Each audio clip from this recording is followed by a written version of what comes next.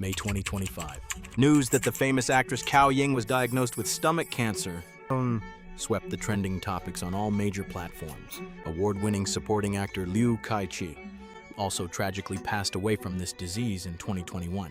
It was just over 4 months from his diagnosis to his death. Data released by China's National Cancer Center shows that our country's incidence and mortality rates for stomach cancer are both the highest in the world.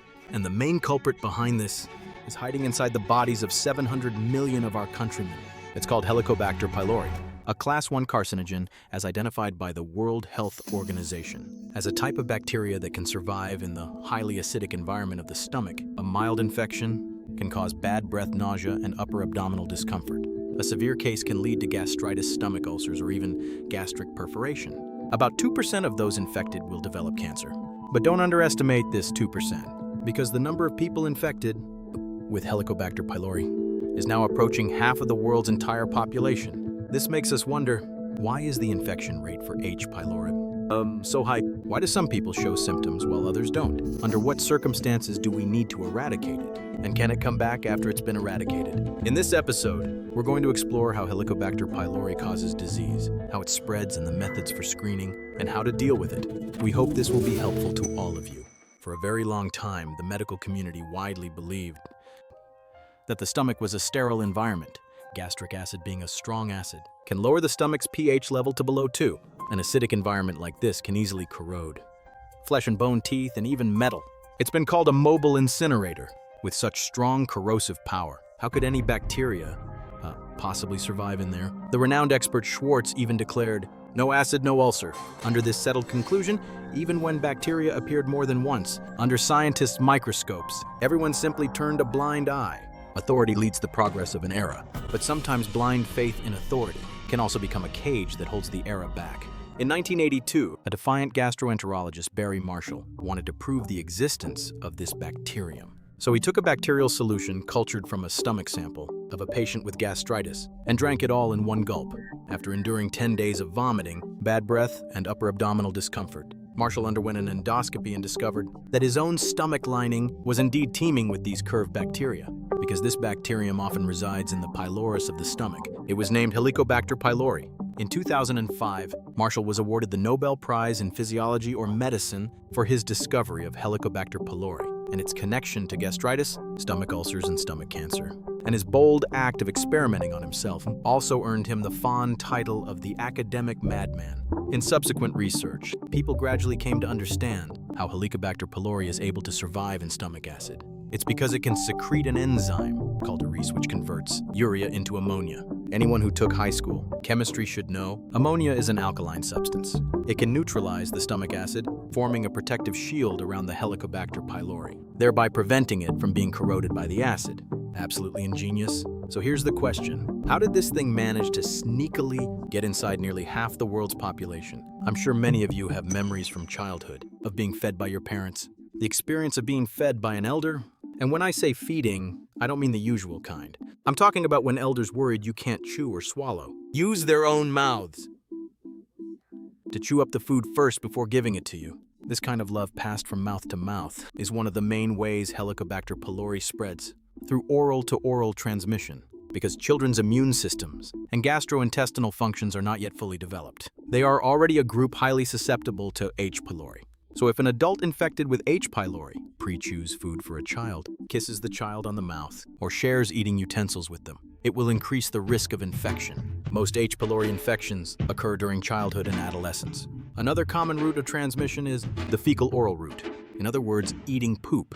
Now this might sound a bit unbelievable to us, but it's actually not that rare. Some infected individuals don't wash their hands after using the toilet and before eating.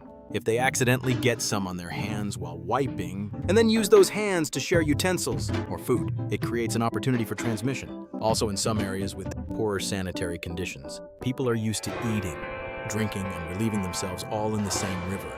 And the best part is the raw water with red, yellow, and green things floating in it. So clean and hygienic. The probability of infection naturally increases significantly. In summary, the transmission of H. pylori is closely related to lifestyle habits and sanitary conditions. Africa has the highest infection rate, which can exceed 70%. in developed Western countries because of individual plating and better public sanitation. The infection rate is generally lower, often below 30%. So that brings us to the question, if we are infected with H. pylori, do we really need to eradicate it? To get to the bottom of this, we first need to understand how Helicobacter pylori gets away with murder inside our bodies. The reason our stomach can contain highly corrosive stomach acid is because the stomach's wall is protected by a mucus lining. The cells of this mucus lining secrete large amounts of mucus, forming a thick mucus layer. This mucus barrier, which contains bicarbonate, is the key to protecting the stomach wall from being eroded by acid. But Helicobacter pylori, using its flagella that spin constantly like propellers, is able to penetrate this thick layer of mucus. After reaching the stomach lining, the bacteria use adhesion factors on their surface to latch on tight to the epithelial cells of the lining. After that comes the real killer move. Move number 1, blowing bubbles. It secretes a toxin called VacA, which induces vacuolation in the host cells. So what's vacuolation? You can think of it as blowing a bubble inside the cell that grows uncontrollably. These bubbles continuously squeeze the living space of the organelles, destroying the cell's structure and function, and can ultimately lead to cell degeneration and death. H. pylori's second killer move is getting someone else to do its dirty work. It injects a protein toxin called CagA into the cell. This toxin induces the epithelial cells to produce inflammatory mediators, which in turn promotes an inflammatory response. You see, our immune system is great in almost every way. Its only flaw is that when it gets into a killing frenzy, it slaughters everyone indiscriminately, friend or foe. You think you can handle that? Well, the stomach lining can't handle it either, which just worsens the damage. Over time, this leads to gastritis and stomach ulcers. Severe cases can lead to stomach bleeding and perforation. You think you can handle that? Well, the stomach lining can't handle it either, which just worsens the damage. Over time, this leads to gastritis and stomach ulcers. Severe cases can lead to stomach bleeding and perforation. Severe cases can lead to stomach bleeding and perforation. At the same time, CagA is also a major factor in causing stomach cancer. The inflammation it causes continuously damages the cells of the stomach lining. Signaling inside the cells gets disrupted, and when you add unhealthy lifestyle habits that constantly irritate the stomach lining, if certain signaling pathways happen to get activated, you end up with abnormal cell proliferation. Over time, what starts as simple gastritis can gradually develop into deadly stomach cancer. The good news is that not all H. pylori bacteria can secrete the CagA and VacA toxins. The ones that can produce these two toxins are known as type 1 strains. They're highly toxic and very harmful, and are closely linked to gastritis, stomach ulcers, and stomach cancer. Those that don't produce these toxins are called type 2 strains. They are less toxic, and their ability to cause disease is relatively weaker. The bad news is for adults, whether you're infected with type 1 or type 2 H. pylori, eradication is recommended. This is because as long as H. pylori is present, regardless of whether it's type 1 or type 2, it will cause damage to our stomach lining. The only difference is the degree of damage. An expert consensus on the prevention, control, and management of H. pylori infection in Chinese households points out that, for all adults infected with H. pylori, eradication of the bacteria should be considered. For the elderly and for children, however, a more cautious assessment is needed. Children have unique developmental needs, so indications for treatment and antibiotic dosages must be strictly evaluated. The elderly often have various underlying health conditions, so drug interactions must be considered, as well as the ultimate benefit. For these groups, the benefits and risks of treatment need to be assessed on an individual basis. It's not a one-size-fits-all situation.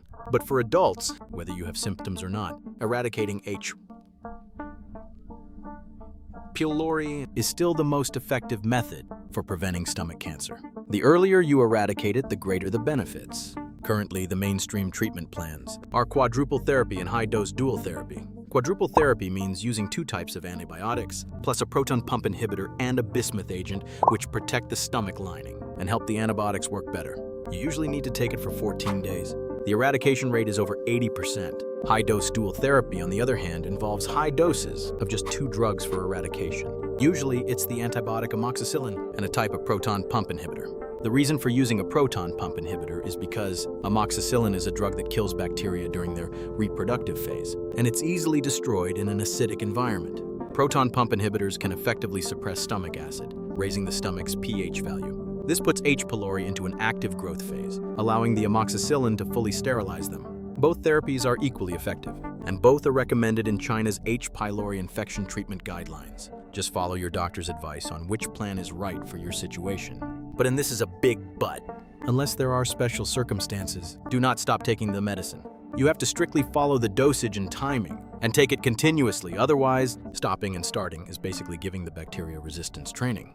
And the more resistant they get, the harder they are to eradicate. We know many people with H. pylori are afraid to get treatment because they worry it'll come back after they're cured. Actually, after a successful eradication, the annual reinfection rate is very low, less than 2%. Some patients who say they've had a relapse actually just took their medication inconsistently, which means the bacteria were never successfully eradicated in the first place. Of course, food hygiene and the habit of sharing meals are also closely related to the relapse rate. Then there are some folks who might have heard that H. pylori can lower the risk of asthma, which means the bacteria were never successfully eradicated in the first place. Of course, food hygiene and the habit of sharing meals are also closely related to the relapse rate. Also, some of you may have heard that H. pylori can lower the risk of developing asthma. Claims about the risk of diseases like eczema. Cases like this do exist, but right now the sample size is very small, and the evidence is pretty weak. For adults currently infected with H. pylori, the recommendation is still to eradicate it. H. pylori is not a probiotic. That's the general consensus in the medical community. So, how can we tell if we're infected? With H. pylori, the internationally recognized gold standard is the breath test. Maybe a lot of you have already taken this test. You need to have an empty stomach for the test, and you'll drink a urea solution marked with carbon-13 or carbon-14. After a short rest, you just blow into a special bag to complete the test. The principle behind it is also quite simple. If H. pylori is present in our stomach, then its urease enzyme will break down the urea and produce carbon dioxide. By measuring the concentration of carbon dioxide containing carbon-13 or carbon-14 in your exhaled breath, we can tell if H. pylori is in your stomach. It's important to note the carbon-13 test can be used for everyone, while the carbon-14 one has a trace amount of radioactivity, so it's only recommended for non-pregnant adults. The accuracy of both tests is over 97%. If someone in your family is infected with H. pylori, or if you have a family history of stomach cancer, and you start having symptoms of indigestion, like bloating, acid reflux, bad breath, or stomach pain, you should see a doctor to check for a possible H. pylori infection. Finally, there are two more things I need to remind everyone about.